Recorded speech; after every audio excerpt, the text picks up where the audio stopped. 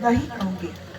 5 साल पहले जब मैं आई थी तो बहुत लोगों ने सोचा कि नेताओं की तरह सुल्तानपुर की किस्मत ही तब तक थी कि लोग आते थे, वोट लेते थे, चले जाते थे, फिर 5 साल के बाद आते थे। और आप लोगों की आदत ही हो गई थी कि कभी सांसद के साथ आपने कभी रिश्ता रखा नहीं। लेकिन मैं सांसद बनकर के नहीं आई, मैं एक माँ बनकर के आई। और माँ क्या चीज़ होती है? माँ वो होती है जो अपने घर में एक एक इंसान को खुश रखना चाहती है। यही तो माँ का मतलब है। चाहे हम डांट करके करें, चाहे हम प्यार से करें, लेकिन सबका भला करना चाहती है। मैंने कोशिश की है बड़े घर को भी सुंदर बनाने। आप लोगों ने मेडिकल कॉलेज मांगा, पॉलिटेक्निक, फायर ब्रिगेड मांगा, आपने नवोदय विद्यालय मांगा, आपने रजिस्ट्री ऑफिस मांगा, पोस्ट ऑफिस मांगा, आप लोगों ने तीन बिजली के सबस्टेशन मांगे, आपने ये तारों को बदलने के लिए मांगा, 600 करोड़ तो उसके लिए आए, आपने ट्रांसफार्मर उच्चीकरण मांगा, आप लोगों ने सड़कों का बौछार मांगा। आप लोग मांगते गए और मैं करती गई। आपने कहा बीरसिंहपुर में अस्पताल शुरू करो, हमने शुरू किया। दोस्तपुर को ठीक करो, कर दिया। बस अड्डा बनाओ कादीपुर में, वो बन गया। आपने कहा कि दोस्तपुर नहीं, दमोह का अस्पताल बंद है, 20 साल से उसको खोलो, वो भी खोल दिया। शहर के अस्पताल में इमरजेंसी कमरा बना करके 10 एम्बुलेंसेज लाई। औरतों के अस्पताल में जो शहर में है वहाँ 5 मंजिल उनको चढ़ना पड़ता था, वहाँ लिफ्ट लगा है। आप लोगों ने कहा कि रेलवे स्टेशन ठीक करो, 14 करोड़ रुपए डाल करके वो ठीक हो रहा है। आपने कहा कि ट्रेनें लगाओ, हमने ट्रेन, अब 3 ट्रेन बॉम्बे जाती हैं, अनगिनत जाती हैं दिल्ली, एक तो केवल आपके लिए। मैं बड़े बड़े काम 3000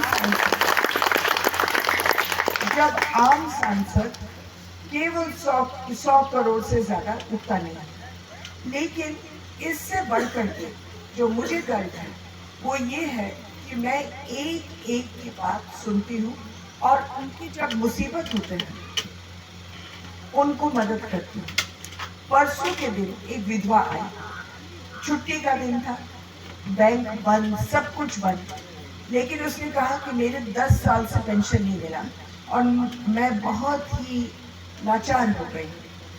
शाम के 4 बजे तक उसको 10 पूरे साल का पेंशन उसके बैंक में गया और 4:15 तक उसने अपने बैंक से पैसे निकाल दिए। ये छुट्टी के दिन 3 लड़के आए मेरे पास, यादव लड़के।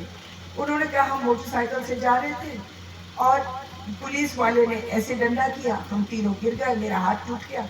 उसके बाद उसने 4 डंडे और लगा दिए। 4 घंटे के अंदर अंदर वो पुलिस वाला सस्पेंड हुआ और चला गया लाइफ। मैंने तो नहीं पूछा कौन जात है, कौन कौन है।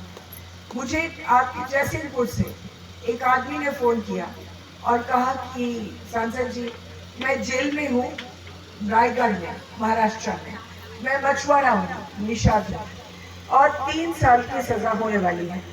आप, मेरे परिवार बहुत गरीब है, कृपया मुझे बचा। उनके लाइसेंस भी छुड़वा दिए। अब सवाल वो है, अभी आज सुबह उसने कहा मेरा एक इकलौता बेटा मलेशिया मैंने भेजा नौकरी करने के लिए, घर के लिए कमाने। वहाँ वो बीमार हो गया, वो बहुत घबरा रहा है कि वहीं मर जाएगा। जिस होटल में वो काम करता है विदेश में, वहाँ वो कह रहे हैं कि 2 लाख रुपए दो तो ही वो उसको छोड़ेंगे। मैंने उनसे कहा कि किसी भी तरीके से सांसद जी उनको वापस ले आए। मैंने उसी वक्त उनके सामने फ़ोन किया, विदेश मंत्रालय, उस होटल को फ़ोन किया और उनको बोला कि ये मेरे क्षेत्र का है, इनको वापस भेज दीजिए। आज सुबह वो कल पहुंच गया था कलकत्ते, आज सुबह सुल्तानपुर पहुंचा और सीधा मुझे मिलने आया अपने पिता के साथ। उसकी तबीयत सचमुच में खराब है, तो हमने उसको डिस्ट्रिक्ट हॉस्पिटल में डाल दिया है ठीक होने के लिए। लेकिन सोचो वहाँ मर जाता और यहाँ मुफ्त में आया, जो होटल उसके लिए 2 लाख रुपए मांग रहा था, जिसने पकड़ा हुआ था, उसी होटल ने पैसा दिया उसको वापस आने के लिए, क्योंकि हमने उनसे अर्जी की। हमारी सब जगह होता है।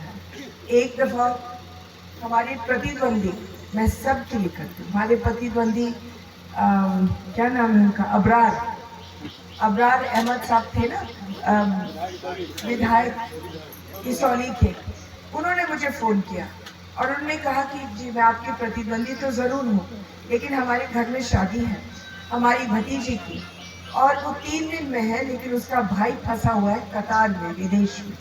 क्या आप ला सकते हैं अपनी बहन की शादी के लिए? 3 दिन में शादी थी, 2 दिन में वो लड़का पहुंच गया और वो शादी के लिए गया।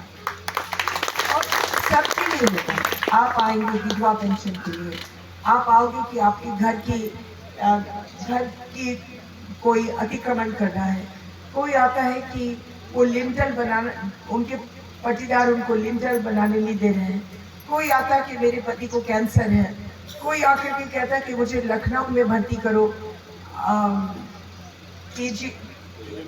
केजीएमसी में या पीजीआई में, कोई आकर के कहता है कि मेरा खेत कोई ले गया। इन सब कामों के लिए मैं सुबह से शाम तक करती हूँ, और आज तक मैंने कभी पूछा नहीं कौन किस जात का है, कौन किस कौम का है। अभी एक लड़का गया था, हमारा उपाध्याय लड़का गया